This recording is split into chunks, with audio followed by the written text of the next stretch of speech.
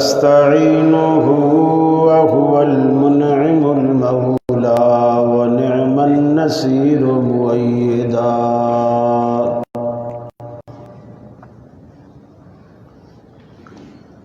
لا شريك له إلها واحدا أحدا فردا صمدا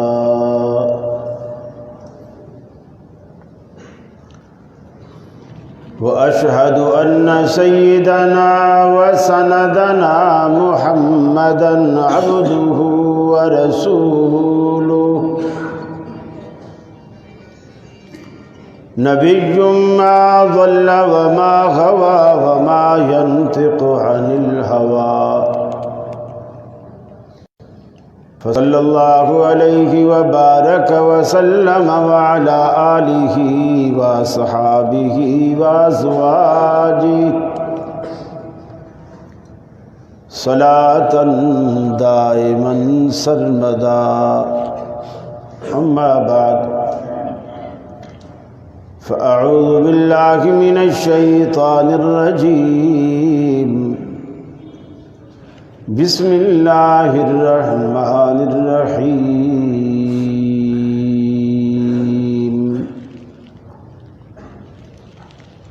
ما خلقت الجن والإنس إلا ليعبدون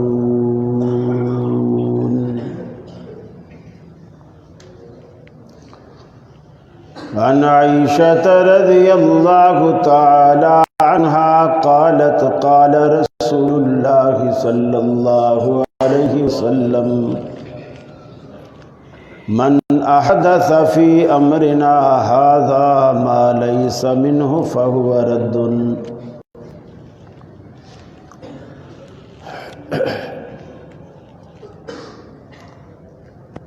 یہ مقصد ہے کہ دنیا سے جہالت دور ہو جائے کلام اللہ سے مومن کا دل پر نور ہو جائے یا الہی جب تک کہ میرے جسم میں جان رہے تجھ پہ صدقے تیرے محبوب پہ قربان رہے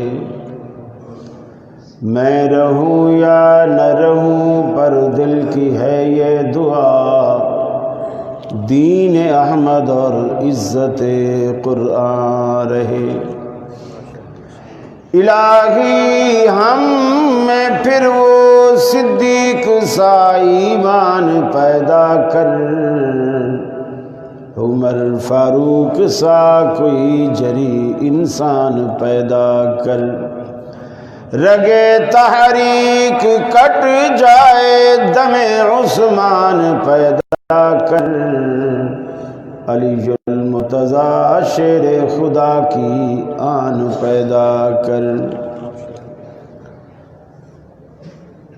واجب الاحترام علماء کرام انتظامیہ کمیٹی اور کرنگی حلقہ کے یا دور دراز سے آنے والے میرے مسلمان اہل توحید بھائی اور میری مسلم ماں بہنوں بیٹیوں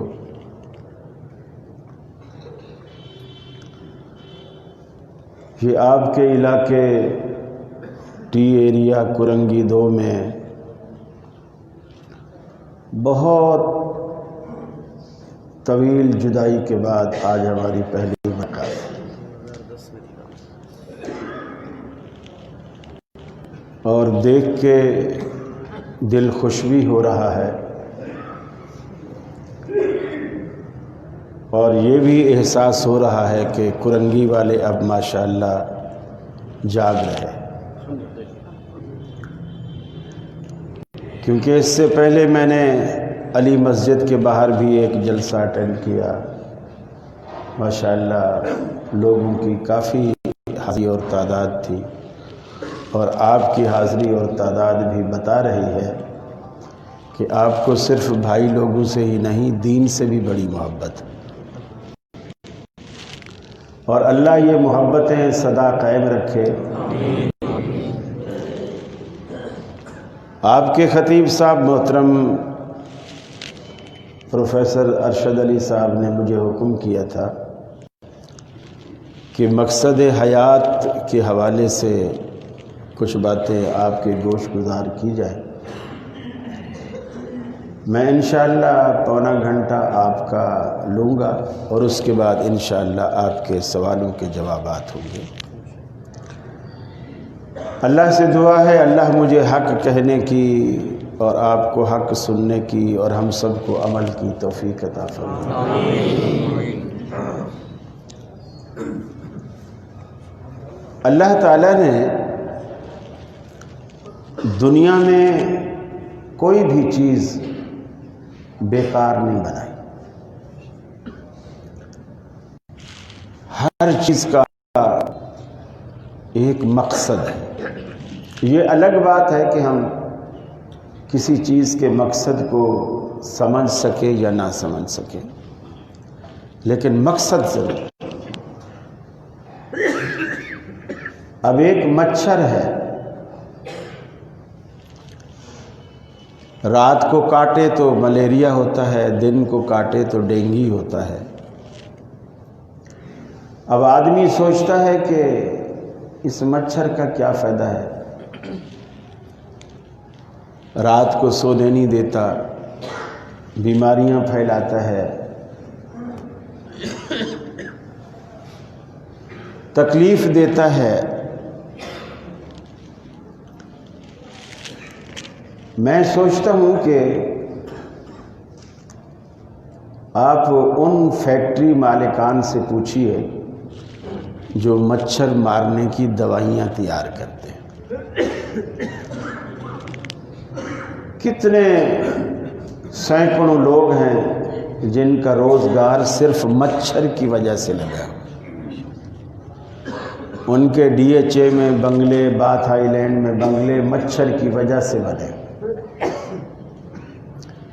یہ جو کھڑکیوں میں آپ جالیاں لگواتے ہیں شیشے لگانے کے بعد، یہ جالیاں جو فیکٹریاں بناتی ہیں ان کی فیکٹریاں مکھی اور مچھر کی وجہ سے چل رہی ہیں۔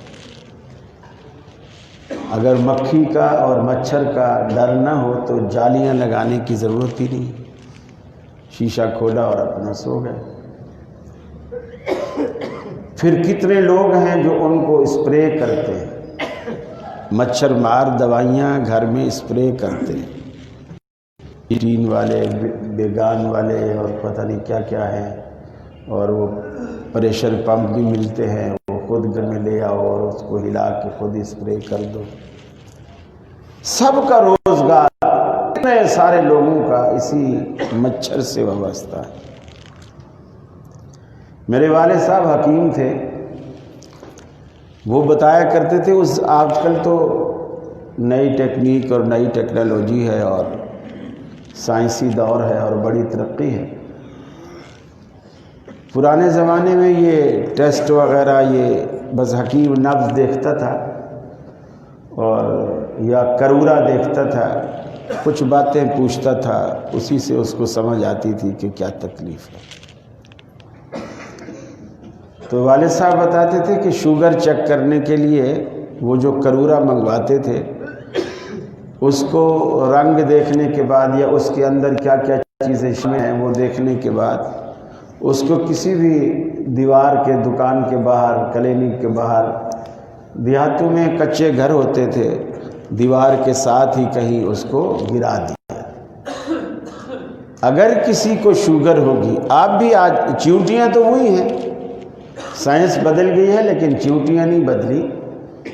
آج بھی اگر کوئی غریب آدمی ہے اور وہ ٹیسٹ کے پیسے نہیں دے سکتا اور ایسے چیک کرنا چاہتا ہے اس کو شوگر ہے کہ نہیں ہے، تو وہ کسی بھی دیوار کے قریب پیشاب اپنا گرا دے، تھوڑی دیر بعد وہاں اگر اسے شوگر ہوگی تو چیونٹیاں جمع ہو جائیں گی۔ چیونٹی جو ہے یہ ہر میٹھی چیز پہ، اس کو میٹھا بہت پسند ہے، یہ جب چیونٹیاں جمع ہو جائیں گی یہ اس بات کی دلیل ہے کہ اس کے پیشاب میں شوگر ہے۔ اگر چیونٹی نہیں آئے گی تو سمجھو شوگر نہیں ہے۔ تو اس زمانے میں یہ بہت نعمتیں تھیں، اور آج بھی دیہاتوں میں، گاؤں گوٹوں میں، پہاڑی علاقوں میں جہاں لوگ یہ چیزیں نہیں کر سکتے، اسی لیے اللہ نے قرآن پاک میں بڑی عجیب بات کہی، فرمایا کہ یہ جو مسلمان لوگ ہیں میرے بندے ہیں، میری تخلیق پہ غور و فکر کرتے ہیں،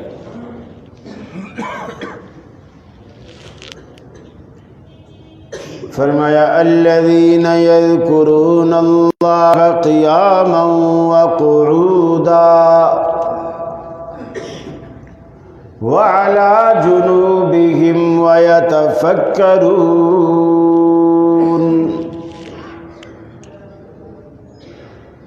اللہ کے نیک بندے وہ ہیں جو کبھی قیام کی حالت میں، کبھی قعود کی حالت میں اللہ رب العالمین کو کبھی کھڑے کھڑے یاد کرتے ہیں، کبھی بیٹھے بیٹھے یاد کرتے ہیں، کبھی سجدے میں، کبھی رکوع میں، کبھی قعدے میں، اور اللہ نے جو چیزیں بنائی ہیں ان میں غور و فکر کرتے ہیں، تفکر اور تدبر سے کام لیتے ہیں۔ جب ان چیزوں میں غور و فکر کرتے ہیں تو اللہ نے جو مفتی ہر مسلمان کے دل میں اس کے ضمیر کو مفتی بنا کر بٹھا دیا، ہر مسلمان کے دل میں بیٹھا مفتی اس سوچ و بچار کے بعد فتویٰ دیتا ہے، یہ اعلان کرتا ہے ربنا ما خلقت هذا باطلا، اے الہ العالمین تو نے کائنات میں جو کچھ بنایا یہ سارے کا سارا کارآمد ہے، کوئی چیز بیکار نہیں بنائی۔ ما خلقت هذا باطلا سبحانک، تو پاک ہے اے الہ العالمین۔ ہر مسلمان کا دل یہ شہادت دیتا ہے، یہ گواہی دیتا ہے الہ العالمین تو نے کوئی چیز بیکار نہیں بنائی۔ جب چیونٹی، مکھی اور مچھر بھی رب العالمین نے بیکار نہیں بنایا تو اللہ نے اتنا بڑا انسان بیکار کیسے پیدا کر دیا؟ جتنی بڑی مخلوق ہے، جتنی اعلیٰ مخلوق ہے، اتنا ہی اس کا مقصد بھی اعلیٰ ہے۔ اللہ کوئی کام بیکار نہیں کرتا۔ اللہ نے کتنی عزت عطا کی آپ کو، دنیا میں سب سے جتنی بھی امتیں اللہ نے دنیا میں بھیجی ہیں سب سے اعلیٰ امت آپ کو بنایا، حالانکہ آپ آخر میں آئے لیکن نمبر پہلا پا گئے۔ سب سے اعلیٰ امت رب العالمین نے آپ کو بنایا، پھر اللہ نے کتنی عزت دی، جتنی کتابیں پروردگار عالم نے آسمان سے اتاری ہیں، وہ چاہے تورات ہو، چاہے انجیل ہو، چاہے زبور ہو، ان سب پر رب العالمین نے عزت اس کتاب کو عطا کی جو اللہ نے آپ کے لیے اتاری ہے۔ قرآن کریم کو اللہ نے تمام کتابوں کا سردار بنایا۔ جتنے پیغمبر اللہ نے دنیا میں بھیجے ان تمام پیغمبروں پر اعلیٰ و عرفہ سب سے بڑا رتبہ اللہ رب العالمین نے آپ کے پیغمبر کو عطا کیا۔ اللہ کے رسول صلی اللہ علیہ وسلم فرماتے ہیں قیامت کا دن ہوگا، 50,000 سال کا ایک دن ہوگا، ساری دنیا سورج کی تپش میں، پسینے میں شرابور، اپنی اپنی باری کا حساب و کتاب کا انتظار میں ساری کی ساری کائنات کھڑی ہوگی۔ اللہ رب العالمین حساب نہیں لیتا، اللہ کی مرضی، کسی کو جرت نہیں اللہ سے پوچھ سکے۔ ساری مخلوق کھڑی ہے. ایک ایسا وقت بھی اس سے پہلے آئے گا جب پہلا سور پھونکا جائے گا. ساری کی ساری کائنات، یہ ہستی بستی دنیا، ہنستے بستے شہر، یہ آسمان میں جگمگ جگمگ کرتے ستارے، یہ سارے کے سارے زمین بوس ہو جائیں گے. آسمان لپیٹ دیا جائے گا. اذا السماء انفطرت واذا الكواكب انتثرت. یہ آسمان کے دامن میں چمکنے دمکنے والے ستارے آسمان سے جھڑ کر زمین بوس ہو جائیں گے. انسان یہ سارے مناظر دیکھے گا، حتیٰ کہ انسان بھی ختم ہو جائے گا، سور پھونکنے والا فرشتہ بھی ختم ہو جائے گا، سور باجا وہ بھی ختم ہو جائے گا. کائنات میں اللہ رب العالمین کی ذات کے سوا کوئی ذات کائنات موجود نہ ہوگی، اکیلا اللہ ہوگا. جب تک رب العالمین چاہے گا پوری کی پوری کائنات میں خاموشی اور سناٹا ہوگا، اس لیے کہ بولنے والا، چہکنے والا، آوازیں نکالنے والا کوئی زیرو دنیا میں اللہ کی ذات کے سوا کوئی بھی باقی نہ ہوگا. کلو من علیہا فان وَيَبْقَى وَجْهُ رَبِّكَ ذُو الْجَلَالِ وَالْإِكْرَامِ. ساری کائنات پر فنا کی تلوار چلے گی، ایک رب العالمین کی ذات کی رہے گی. اللہ ایسے میں خود اکیلا سوال کرے گا، دنیا والوں سے سوال کرے گا، اَيْنَ الْجَبَّارُونَ. اے دنیا میں ظلم و بربریت کے پہاڑ ڈھانے والوں، لوگوں کے حق مارنے والوں، ظلم و ستم کرنے والوں، قتل و غارت گری کا بازار گرم کرنے والوں، بتاؤ آج تم کہاں ہو؟ اَيْنَ الْجَبَّارُونَ. پھر سوالوں پہ سوال اللہ رب العالمین کرے گا، لمن الملک اليوم. آج ملک کا مالک کون ہے؟ آج بادشاہت کس کی ہے؟ دنیا میں تم جس کے قانون کو تسلیم نہیں کیا کرتے تھے، یہ تو دقیانوسی قانون ہے 1400 سال پرانا، آج اسی رب کا قانون.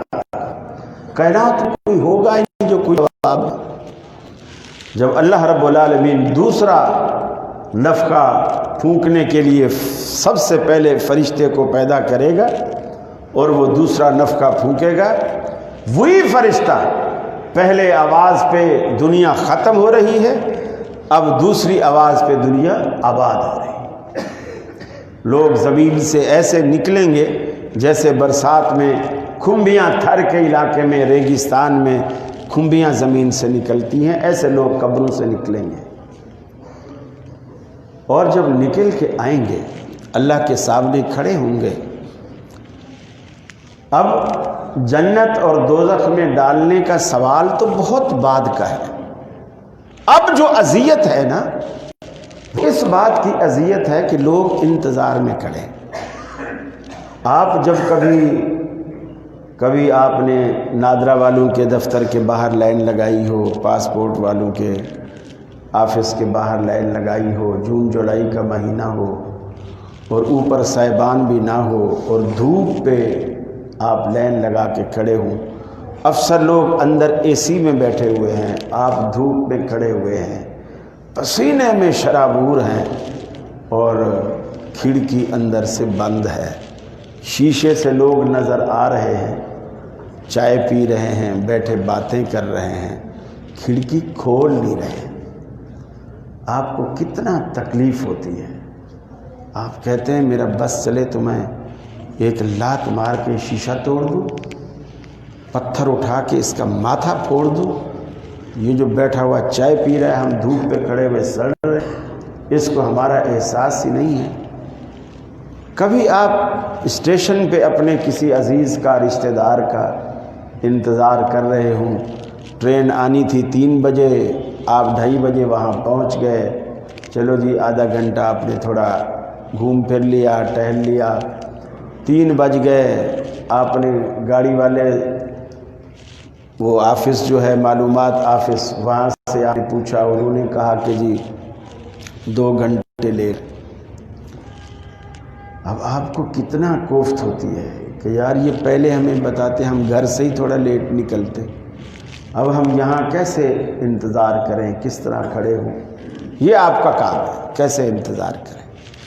انہوں نے تو تختی لگا دینی ہے گاڑی 2 گھنٹے لیٹ، آپ جیسے تیسے کر کے 2 گھنٹے گزارتے ہیں، اور اس کے بعد ٹرین نہیں آئی، آپ پھر وہاں جاتے ہیں، انہوں نے اس تختی کو پھر بدلا ہوا ہے، مٹا کے دوسرا لکھا ہوا ہے، گاڑی جو ہے 6:30 بجے آئے گی۔ کتنی کوفت ہوتی ہے۔ لیکن میرے بھائی 50,000 سال کا ایک دن، اور لوگ کھڑے ہیں اس انتظار میں نہیں کہ جنت کی کھڑکی کھلے گی ہم جنت میں جائیں گے، نہیں، اس انتظار میں کھڑے ہیں کہ ہمارا حساب کتاب شروع ہو، اور حساب کتاب کے بعد پتہ چلے گا کہ جنت نصیب میں ہے یا دوزخ ہے۔ اللہ ہم سب کو محفوظ فرمائے، اللہ ہم سب کو جنت کو حقدار بنائے، اس کے بعد پتہ چلے گا۔ جو بات میں آپ کو سمجھانا چاہ رہا ہوں وہ یہ کہ اللہ کا اتنا بڑا احسان ہے کہ رسول اللہ صلی اللہ علیہ وسلم فرماتے ہیں اللہ جب بھی حساب شروع کرے گا میری امت سے شروع کرے گا۔ گویا آپ سب سے پہلے نمٹیں گے، باقی امتیں انتظار میں کھڑی ہیں، اور آپ سب سے پہلے نمٹ جائیں گے۔ اور جتنا توشہ، جتنا زیادہ رہا، جتنا سامان کم ہوگا اتنا جلدی نمٹ جائیں گے۔ آپ نے کبھی حج پہ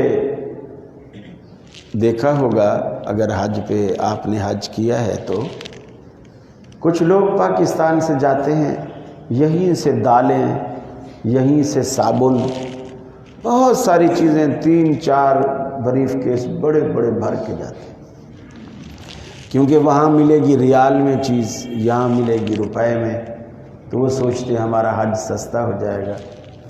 پھر آگے وہ جدہ ایئرپورٹ پر جو وہ چیکنگ کرتے ہیں، مشین سے تو جو گزارتے ہیں وہ تو گزارتے ہیں، وہ پتہ نہیں ایسی کوئی مخلوق ہے، وہ جو شرطے ہیں وہ مشین پہ بھی بھروسہ نہیں کرتے، پھر اس کو کھلواتے ہیں۔ میں نے دیکھا کوئی صابن لوگ لے جاتے ہیں، صابن کے لکس کی ٹکیا ہے، کوئی اور صابن ہے، اس کو 4 ٹکڑے کیے انہوں نے، اس طرح کاٹا پھر اس طرح کاٹا کہ اندر کچھ چھپایا ہوا تو نہیں، جیسے بند گوبھی میں لوگ مال چھپا کے جاتے ہیں، بند گوبھی میں۔ کیسی کیسی پاکستانی قوم چالاک اور ہوشیار، اور اتنا دیر لگتی ہے۔ پیچھے والے کھڑے ہوئے کہہ رہے تھے یار کیا مصیبت بنا دی تو نے، حج کرنے آیا ہے کہ یہاں ادھر کوئی بیٹی کا جہیز لے کر آیا تو سارا، یہاں کیا کرنے آیا تھے؟ یہاں نہیں ملتی تھی صابن کی ٹکیا ہے کہ نہیں مل رہی تھی، تو وہ پریشانی کا باعث بنتا ہے۔ اور کچھ میں نے دیکھا انہوں نے شاپر ہوتے ہیں ہاتھ میں، اور 1-2 جوڑے کپڑوں کے جو وہاں بدلنے ہیں، وہی دھو کے پھر پہن لینے ہیں، وہی دھو کے پھر پہن لینے ہیں۔ تو وہ شرطہ اس کو دیکھتا ہے، شاپر کو ایسے دیکھ، یلا حاجی یلا، منٹوں میں سیکنڈوں میں اس کا حساب ہو جاتا ہے۔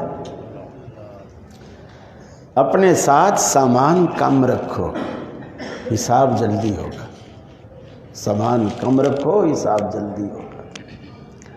اللہ کو دیر نہیں لگتی، لیکن آپ جو کچھ بنائیں گے اللہ پوچھے گا تو صحیح نا۔ اللہ کو تو دیر نہیں لگتی، ہمیں تو بتانے میں دیر لگے گی نا، ہمیں تو حساب کتاب دکھانے میں بتانے میں ہمیں تو ٹائم لگے گا نا۔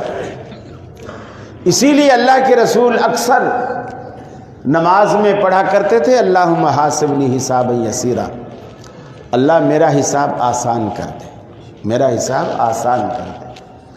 اما عائشہ نے پوچھا اللہ کے رسول یہ جو آپ اکثر فرماتے ہیں اللہ میرا حساب آسان کر دے، یہ آسان حساب کیا ہوتا ہے؟ حساب تو حساب ہوتا ہے، آسان اور مشکل کیا ہوتا ہے؟ رسول اکرم صلی اللہ علیہ وسلم نے فرمایا عائشہ آسان حساب یہ ہوتا ہے کہ اللہ تعالیٰ اپنے بندے سے پوچھے ہی نہ کہ تو نے یہ کام کیوں کیا۔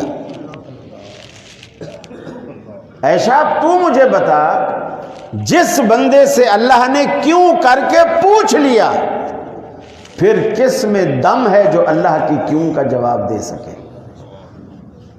اللہ کی کیوں کا جواب پھر کون دے گا؟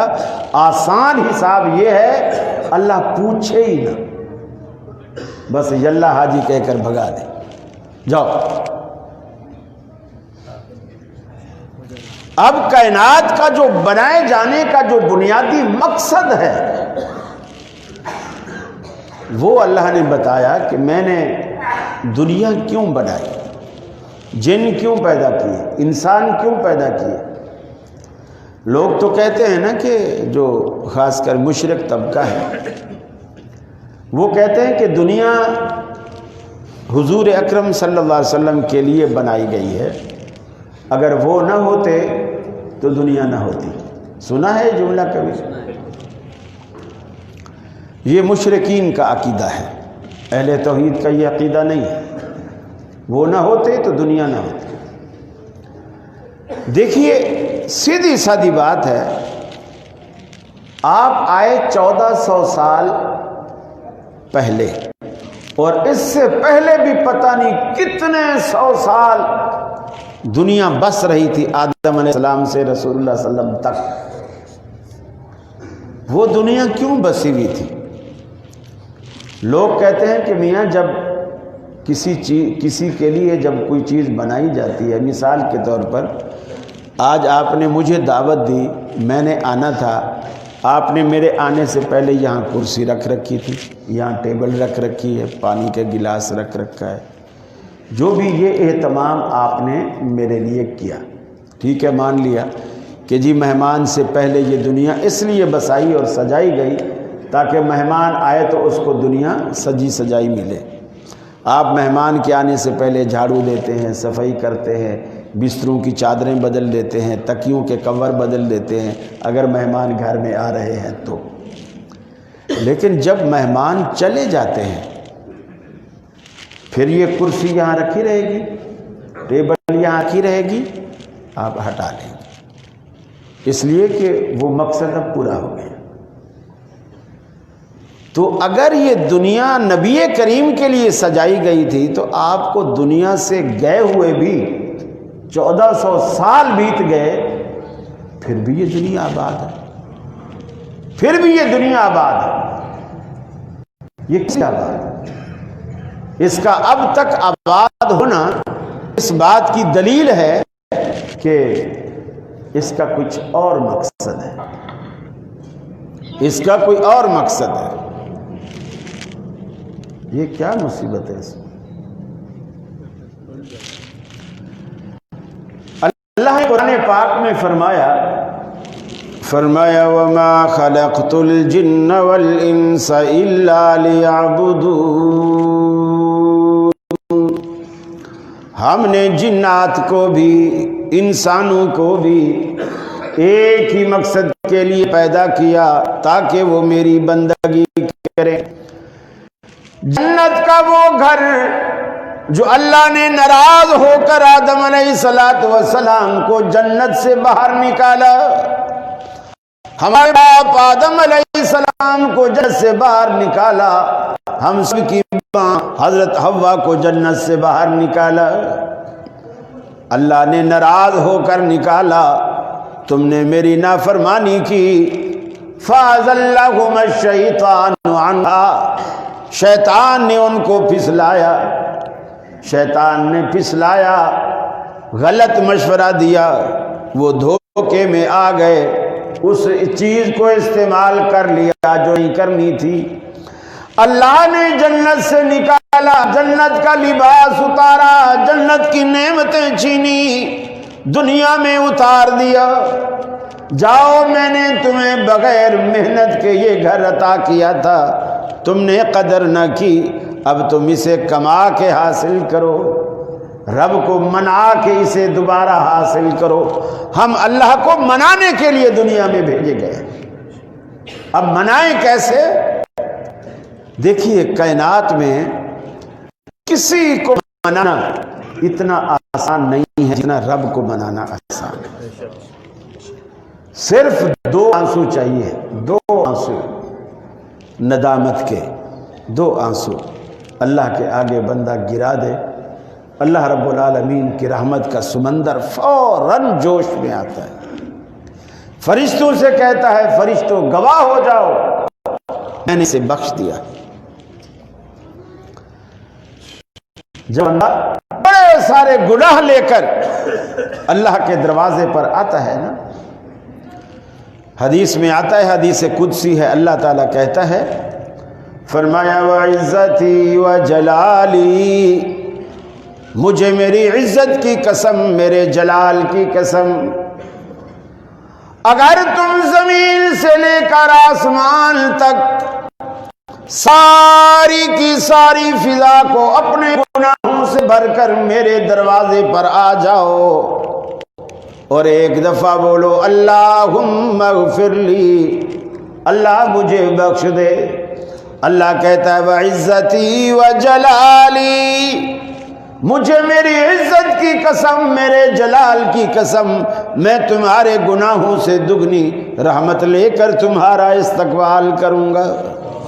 اے میرے بندے میرے دروازے پر آ تو صحیح، اپنی جبین نیاز جھکا تو صحیح، ارے اپنی طلب کا دامن میرے سامنے پھیلا تو صحیح، ندامت کے 2 اشک بہا تو صحیح،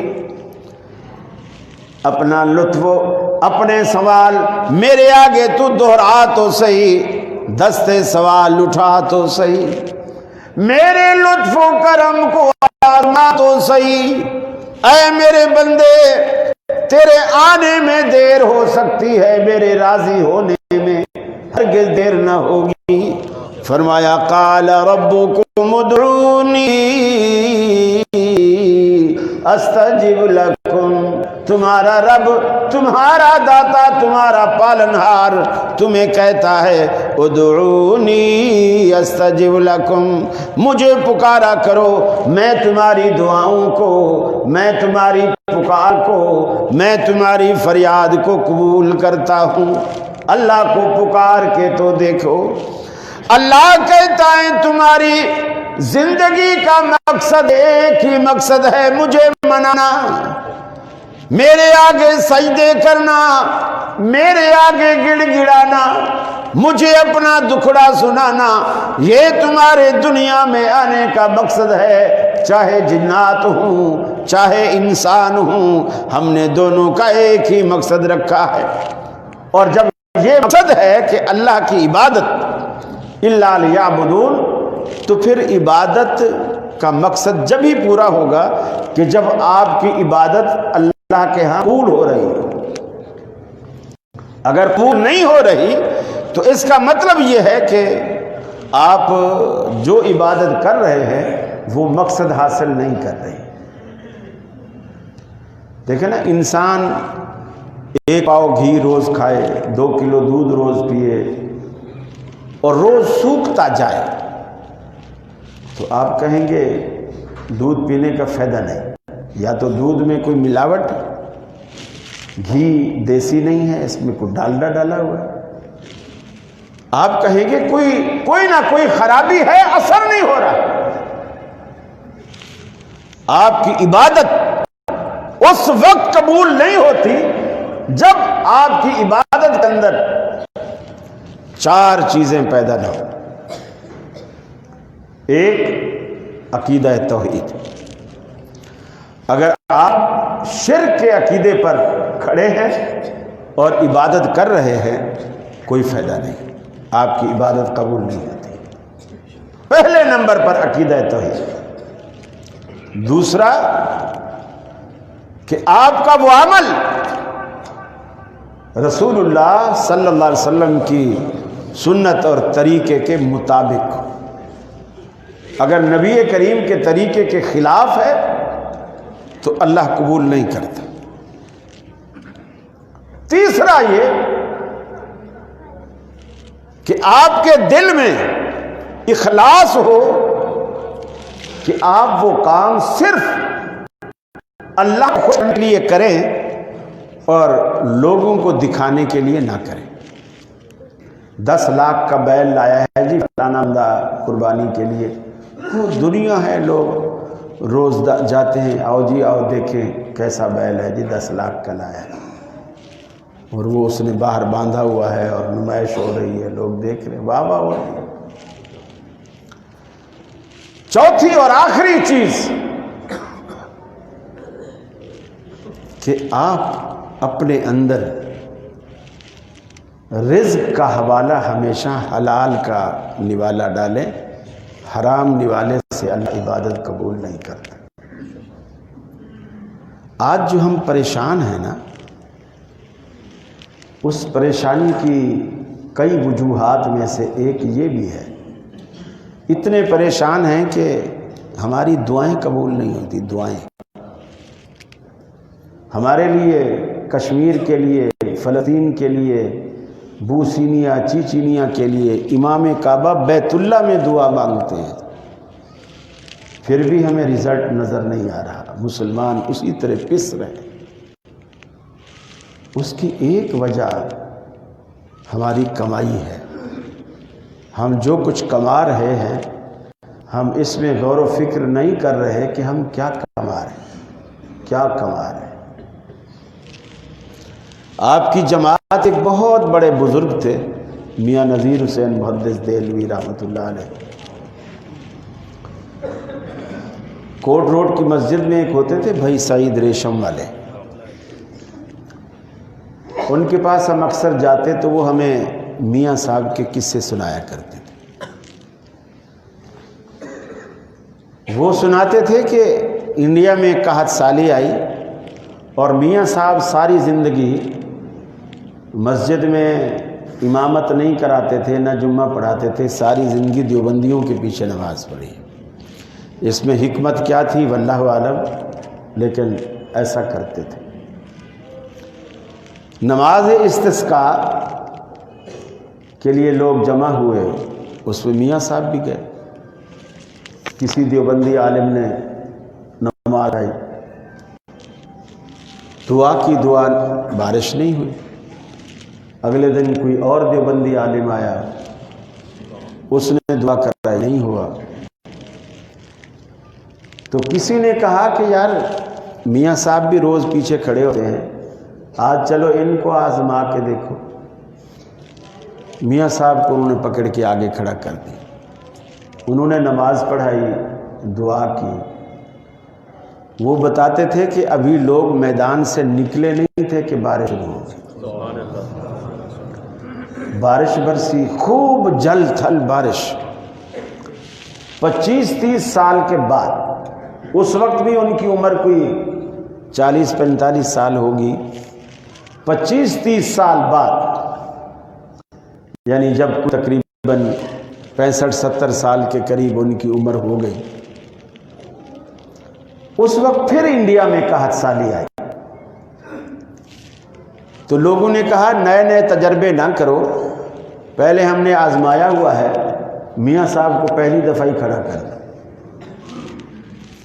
میاں صاحب کو کھڑا کیا، بارش نہیں ہوئی۔ دوسرے دن میاں صاحب کو کھڑا کیا، بارش نہیں ہوئی۔ تیسرے دن میاں صاحب کو کھڑا کیا، بارش نہیں ہوئی۔ لوگوں نے کہا میاں صاحب کیا بات ہے، پچھلی دفعہ آپ نے پہلی دفعہ دعا کرائی تھی اور اسی وقت میدان میں ابھی موجود تھے کہ بارش آ گئی تھی، آج تیسرا دن ہے آپ کو دعا کراتے ہوئے، بارش نہیں ہو رہی۔ ہم نے تو اس وجہ سے، پچھلے تجربے کی وجہ سے کسی اور کو کھڑا بھی نہیں کیا۔ میاں صاحب رو پڑے، کہنے لگے وہ میرے جوانی کے دن تھے، میں جو کماتا تھا اس میں خیال کرتا تھا، اب میں بوڑھا ہو گیا ہوں، تم مجھے کھلاتے ہو، مجھے نہیں پتا کہ تم مجھے ایسا کیا کھلا رہے ہو جس سے میری دعاؤں سے اثر ہی ختم ہو گیا۔ یہ جو حرام رزق ہے نا، آپ چاہے بچوں کے پیٹ میں ڈالیں، بیوی کے پیٹ میں ڈالیں، اپنے پیٹ میں ڈالیں، آپ یہ توقع رکھیں بیوی میں فرما بردار ہوگی اور صالح نیک چلن ہوگی حرام کھانے کے بعد؟ کبھی نہیں۔ آپ یہ سوچیں کہ میری اولاد میری فرما بردار ہوگی اور میرے لیے آخرت کا ذخیرہ بنے گی؟ کبھی نہیں۔ اور قرآن حدیث میں اللہ کے رسول صلی اللہ علیہ وسلم نے ایک بڑی خوبصورت مثال دی۔ آپ نے فرمایا مسافر کی دعا قبول ہوتی ہے، کیونکہ وہ سفر میں پریشان ہوتا ہے نا، اور ہر پریشان حال کی دعا اللہ بڑا جلدی قبول کرتا ہے۔ اور پھر مسافر بھی ایسا جس نے اتنا طویل سفر کیا ہو کہ وہ جو گھر سے کھانے پینے کی کچھ چیزیں لایا تھا وہ بھی ختم ہو گئی، پانی لایا تھا وہ بھی ختم ہو گیا، ابھی سفر ختم نہیں ہوا، وہ منزل تک نہیں پہنچا، جنگل ہے، ویرانہ ہے، اور اب اس کو نظر آ رہا ہے کہ کھانے پینے کی ساری چیزیں ختم ہو چکی ہیں اور موت یقینی ہے۔ کھائے پیے بغیر انسان کیسے زندہ رہے گا؟ اور یہ جنگل ہے، جنگل سے مجھے کچھ حاصل بھی نہیں ہو سکتا، موت یقینی ہے۔ وہ اللہ رب العالمین پہ بھروسہ کر کے اللہ کو پکارتا ہے۔ حدیث میں آتا ہے وَيَقُولُ يَا رَبِّ يَا رَبِّ، آوازیں لگاتا ہے الہ العالمین، میری فریاد کو سن۔ جھولی پھیلا کے رب العالمین کے سامنے کا ہے، اشعث واغبر، گرد و غبار سے اٹا ہوا، گریباں پھٹا ہوا، ایسی حالت میں رب العالمین کو پکارتا ہے۔ اللہ کی طرف سے جواب آتا ہے مطعمہ حرام، مشربہ حرام، ملبسہ حرام، وغذی بالحرام، اس کا کھانا حرام کا، اس کا پینا حرام کا، اس کا پہننا حرام کا، حرام اس کی گھٹی میں پڑ چکا ہے۔ کیف یستجاب لذالک، اس بدبخت کی دعا کو کیسے قبول کروں؟ حرام کے پیسوں سے ایک عمرہ پہ جانے والا، حج پہ جانے والا احرام باندھ کر جب تلبیہ پکارتا ہے لبیک اللہم لبیک لا شریک لک لبیک الا الحمد والنعمت لک والملک لا شریک لک، اللہ کے آگے تلبیہ پکارتا ہے، رب العالمین جواب دیتا ہے لا لبیک ولا سعدیک، ارے تیرا نہ تو تلبیہ ہمیں قبول ہے، نہ تیری حاضری ہمیں اپنی دربار میں قبول ہے۔ اللہ تعالیٰ کچھ بھی اس کا قبول نہیں کرتا۔ اپنی روزیوں کو حلال کیجیے، کسی کا حق مارا ہے تو واپس کیجیے، اس سے معافی مانگیے، مرنے سے پہلے اس سے جو حق اس کا چھینا ہوا ہے معاف کرا لیجئے یا ادا کرا دیجئے۔ اللہ کے رسول کی عادت مبارکہ یہ تھی، جنازہ پڑھانے سے پہلے آپ پوچھا کرتے اس میت پر کوئی قرضہ تو نہیں؟ ایک میت آئی، کسی نے کہا اللہ کے رسول 2 دینار اس پر قرضہ ہے، 2 دینار۔ آپ نے فرمایا تم جنازہ پڑھ لو، میں نہیں پڑھتا۔ 2 دینار، ارے جس کو آپ اگر پاکستان میں ہیں تو آپ کہیں 2 روپے، 2 روپے قرضہ ہے اس پر۔ اللہ کے رسول نے فرمایا تم پڑھ لو، میں نہیں پڑھتا۔ ایک صحابی آگے بڑھے، یا رسول اللہ یہ میرا دوست ہے، اس کا قرضہ میرے ذمہ، میں ادا کروں گا، آپ اس کا جنازہ پڑھائیں۔ اللہ کے رسول نے جنازہ پڑھایا۔ ایک دن گزر گیا، دوسرے دن مسجد میں نظر آیا، آپ نے اس سے پوچھا اس کا قرضہ ادا کر دیا؟ اس نے کہا یا رسول اللہ میں بھول گیا تھا، کر دیتا ہوں۔ 2-3 دن کے بعد پھر نظر آیا، اللہ کے رسول نے پوچھا اس کا قرضہ ادا کیا؟ اس نے کہا یا رسول اللہ آج ادا کیا ہے۔ آپ نے فرمایا آج اس کے لیے جنت میں داخلہ ہوا، اس سے پہلے روکا ہوا تھا 2 دن۔ آپ کیا سمجھتے ہیں یہ بس کسی کو پتہ نہیں چلا، ہم نے غبن کر لیا، حساب کتاب کے ہم ماہر ہیں، ہم نے ڈنڈی مار لی، پڑوسی کی زمین ہتھیا لی، وہ غریب تھا مقدمے نہیں لڑ سکتا تھا، ہم نے 2 فٹ 2.5 فٹ 3 فٹ اس کی جگہ اپنے گھر میں کر لی، اپنے مکان میں کر لی۔ اللہ کے رسول فرماتے ہیں اگر کوئی مجھ سے بھی فیصلہ کروا کے جائے نا، مجھ سے، اور وہ ناجائز فیصلہ ہو اور میں نے اس کی چرب زبانی سے متاثر ہو کر اس کے حق میں فیصلہ کر دیا ہو، حالانکہ اس کا حق نہیں بنتا تھا، اس کی چرب زبانی سے متاثر ہو کر اس کے حق میں فیصلہ کر دیا ہو، تو وہ یہ نہ سمجھے کہ میں نے چونکہ اللہ کے رسول سے فیصلہ کروایا ہے لہٰذا اب یہ چیز میرے لیے حلال ہو گئی ہے۔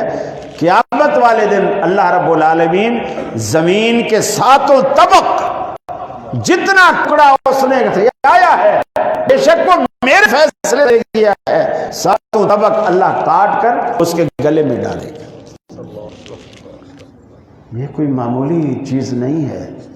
اپنی روزیوں کو پاک کیجیے، حلال کیجیے، اللہ سے دعا کیجیے اللہ ہمیں ہمیشہ حلال کھلا، حرام سے بچا۔ اس حلال کی بڑی برکتیں ہیں، اس کے آپ دیکھیے گا آپ کے بچوں پر کیا اثرات مرتب ہوتے ہیں۔ دنیا مثالیں دے گی، اللہ اولاد دے تو ایسی دے، ایسے آپ کو اللہ رب العالمین اولادیں دے گا، نیک اور صالح اولاد۔ تو میں عرض کر رہا تھا یہ 4 چیزیں، اخلاص، توحید، سنت اور رزق حلال، یہ جب تک آپ کی زندگی میں نہیں آتی تو آپ عبادت کی قبولیت کے مقصد کو آپ نہیں سکتے، اور جب عبادت قبول نہیں ہوگی تو جو ہمارے بھیجے جانے کا مقصد ہے ہم اسے حاصل نہیں کر سکیں گے، ہم اسے پا نہیں سکیں گے۔ تو لہٰذا یہ بنیادی طور پر ابھی سے سوچ لیجیے، ابھی سے سوچ لیجیے، گھر کو، ہر چیز کو۔ بچے کی شادی کرنی ہے نا، آپ رشتہ دیکھنے گئے ہیں، بیٹی کی شادی کرنی ہے آپ رشتہ دیکھنے گئے ہیں، تو ہم کیا دیکھتے ہیں؟ پہلا سوال کریں گے بچہ کیا کرتا ہے؟ وہ بولیں گے ہمارا بیٹا ماشاءاللہ کسٹم میں ہے، تو وہ جو رشتہ لینے گئے میاں بیوی دونوں ہونٹوں پہ زبان پھیریں گے ماشاءاللہ رشتہ تو اچھا ہے، کسٹم میں ہے، بٹیا عیش کرے گی، عیش کرے گی۔ یہ نہیں دیکھیں گے کہ حرام کمائی گھر میں آئے گی اور آگے کیا ہوگا، نہیں، بٹیا عیش کرے گی۔ تنخواہ کتنی ہے کہ جی ماشاءاللہ ویسے تو تنخواہ تو 90,000 ہے، لیکن اوپر کی آمدنی اللہ کا فضل ہے، بہت ہو جاتی ہے، اوپر اللہ کا فضل ہے، بہت ہو جاتا ہے۔ حرام کو وہ اللہ کا فضل کہہ رہے ہیں، اللہ کا فضل۔ اللہ رب العالمین پھر ایسے لوگوں کو جو آگے زندگی میں دیکھو، یہ جو حلال ہوتا ہے نا، اس سے برکت اس طرح ہوتی ہے کہ مثال کے طور پر آپ کے پاس تھوڑا سرمایہ ہے، آپ کی تنخواہ 25,000 ہے، 30,000 ہے، آپ رشوت بھی نہیں لیتے، بیوی آپ کی کہتی ہے دیکھو برابر والا جو سلیم ہے نا وہ بھی تمہارے آفس میں کام کرتا ہے، انہوں نے پرسوں نیا فریج لیا اور وہ بتا رہی تھی اگلے مہینے ڈی فریزر بھی آئے گا۔ پھر وہ میری سہیلی بتا رہی تھی کہ وہ 3 مہینے بعد گاڑی بھی لینے والے ہیں۔ وہ اس کو سمجھاتا رہتا ہے کہ بیگم کوئی بات نہیں، اللہ ہمیں آگے دے گا انشاءاللہ، اللہ آگے دے گا، آپ تسلیاں دیں، ڈانٹے نہیں، تسلیاں دیں۔ ہاں سبز باغ دکھانے کا آپ کو اختیار ہے، آپ بیگم کو سبز باغ دکھائیں، اور اس میں محبت بڑھانے کے لیے آپ تھوڑا بہت حکمت سے، چالاکی سے، ہوشیاری سے بھی کام لیتے ہیں تو کوئی حرج نہیں، آپ اس کو سمجھاتے رہیں لیکن گھر کو اسی طرح چلائیں، حلال پر چلائیں۔ یہ برکت کیسے ہوگی؟ وہ جو رشوت سے جو 3 لاکھ مہینہ لا رہا ہے نا، اللہ تعالیٰ اس کو بے برکت اس طرح بنا دیتا ہے۔ ابھی وہ دفتر میں بیٹھا ہے، کل وہ 3 لاکھ روپیہ لایا تھا، بیوی کو دیا تھا، اور ابھی دفتر میں بیٹھا ہے اور ادھر سے بیوی کا فون آیا دوپہر کو، بس جلدی سے ہرا تھا۔ کیا ہوا؟ وہ ہمارا ندیم جو ہے وہ سیڑھی سے گر گیا ہے، سیڑھی سے گرا ہے اور دونوں ٹانگیں ٹوٹ گئی ہیں اس کی، اور اس کو وہ بھاگا بھاگا آیا۔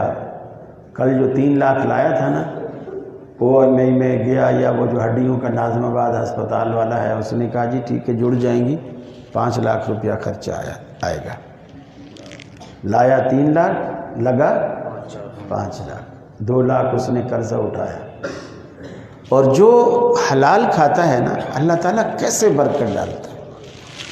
اس کو سر درد ہوا، پان والے کے پاس، یار پوسٹان ہے ذرا سا پوسٹان دینا ذرا، اس نے گولی دے دی۔ چائے والے کے پاس گیا، 1 کپ چائے کا دینا یار، اس سے کھائی اور رات کو سویا، صبح اٹھا حشاش بشاش، سب کچھ ختم، کوئی تکلیف، پھر مزدوری پہ جا رہا ہے، کوئی پریشانی نہیں۔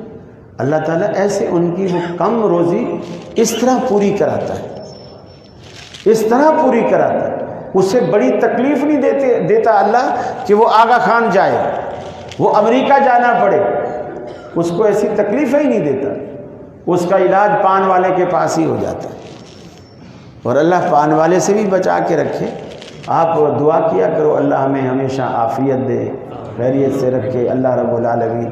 لہٰذا اب اللہ کی بندگی عبادت آپ یہ کریں، مسجد میں آئیں، مسجدوں کو آباد کریں۔ اللہ کے رسول نے فرمایا اگر ایک شخص ایک نماز پڑھ کے جاتا ہے اور دوبارہ مسجد میں آنے کی خواہش کرتا ہے اور انتظار میں رہتا ہے، بار بار گھڑی دیکھتا ہے، تو اس کے ایمان کی گواہی دو کہ یہ شخص مومن ہے۔ اور اللہ روز آخرت جس دن کسی چیز کا سبعۃ یظلھم اللہ فی ظلہ یوم لا ظل الا ظلہ، جس دن کوئی بھی کائنات میں کسی چیز کا سایہ نہیں ہوگا سوائے اللہ کے عرش کے سائے کے، ایسا بندہ اللہ کے عرش کے سائے تلے ہوگا جو ایک نماز پڑھ کے جاتا ہے اور دوسری کے انتظار میں رہتا ہے، اور اس کا دل جو ہے وہ مسجد سے معلق رہتا ہے، چمٹا رہتا ہے، جڑا رہتا ہے۔ تو محبت مسجد سے رکھیے، بیوی سے بھی رکھیے، بچے سے بھی رکھیے، لیکن مسجد سے بھی محبت رکھیے، تاکہ اللہ رب العالمین روز آخرت اپنے عرش کا سایہ ہم سب کو نصیب فرمائے۔ وآخر دعوانا ان الحمد للہ رب العالمین۔